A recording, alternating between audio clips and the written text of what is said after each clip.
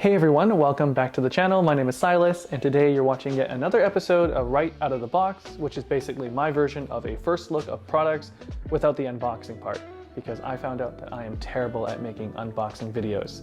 So today we have the Fujifilm X100V, which is this beautiful, gorgeous looking, if I can get it to focus anyways, gorgeous looking digital point and shoot camera, of course by Fujifilm. All black, matte black, everything, just like MKBHD likes everything.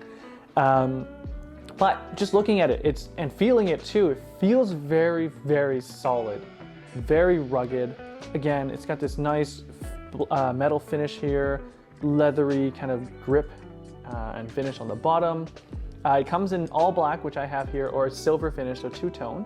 I prefer the black, just it looked nicer to me, a little bit more sleek, maybe a little bit more subtle. It is a 35mm focal length. It's an f2 as well for the lens, so a little bit more light into the sensor, which is nice. So for like more, maybe gloomier or darker days, you get a little bit of extra, you get an extra couple stops of light, which is great.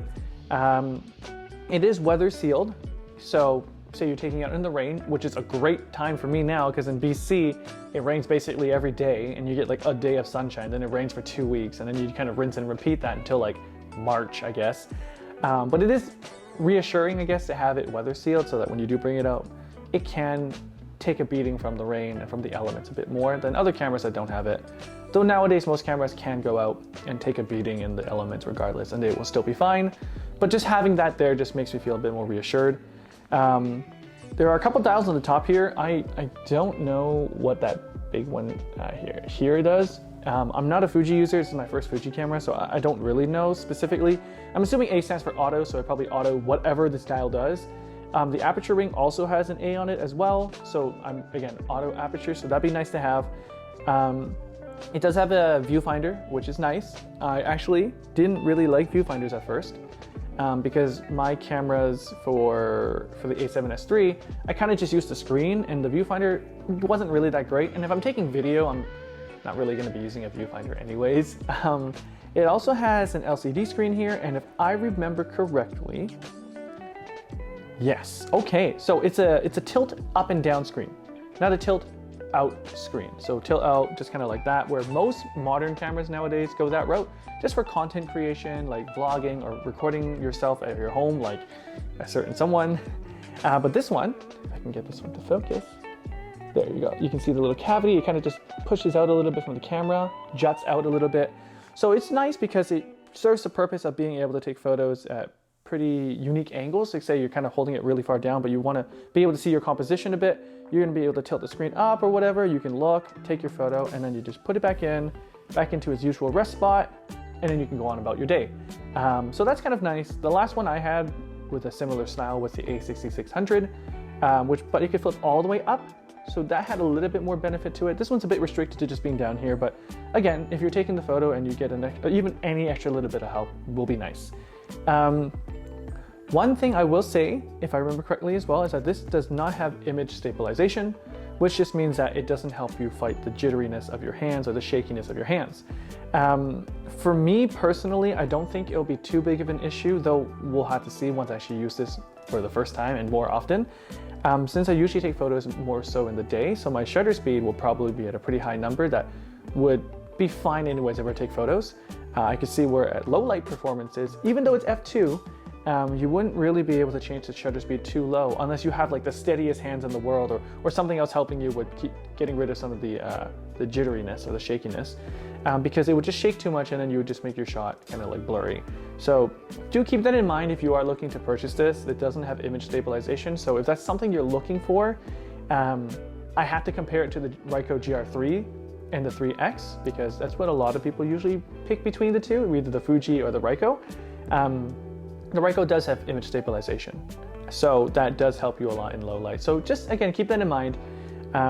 Again, this one's a 35mm, and you might be wondering, why don't you get the Ricoh GRiii 3X?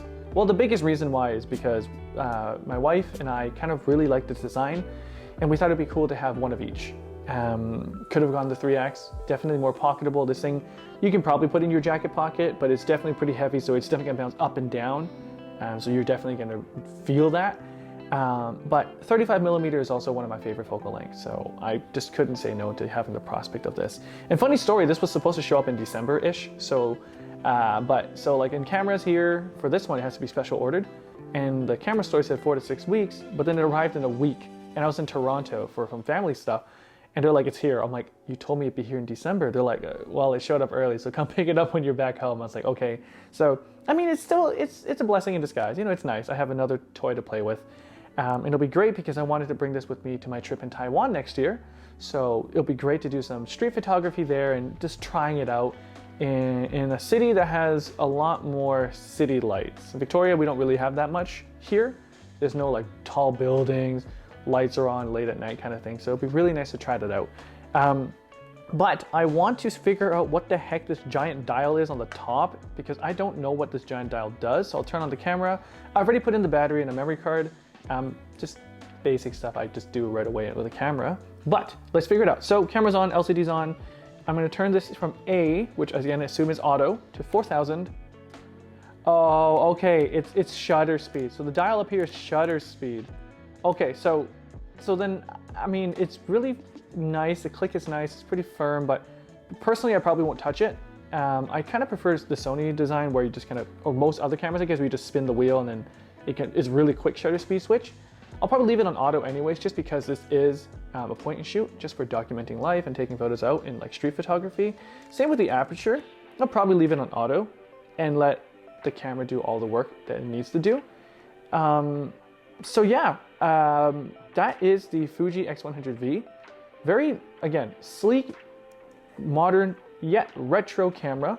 One other thing, sorry, I didn't mention as well, it comes with a lens cap, which is nice. The Ricoh GRiii doesn't, you have to buy it third party. So lens cap will just protect it from lens and other things and elements, of course. But yeah, sorry, that's the video. Again, sleek, modern, rugged, retro, whatever you want to call it. If you like the video, please leave a like for the video. If you want to comment as well, anything about the X100V, if you own it or you want to get one, or anything really, I'd love to talk and reply to you guys. And also, it'd be super appreciated if you guys also subscribe to the channel. And for more content, I have a lot more video ideas coming out, more videos I've been recording. So hopefully I can get those done soon and post some more videos as well. But thank you very much for watching this video, and I'll see you all in the next one. Bye-bye.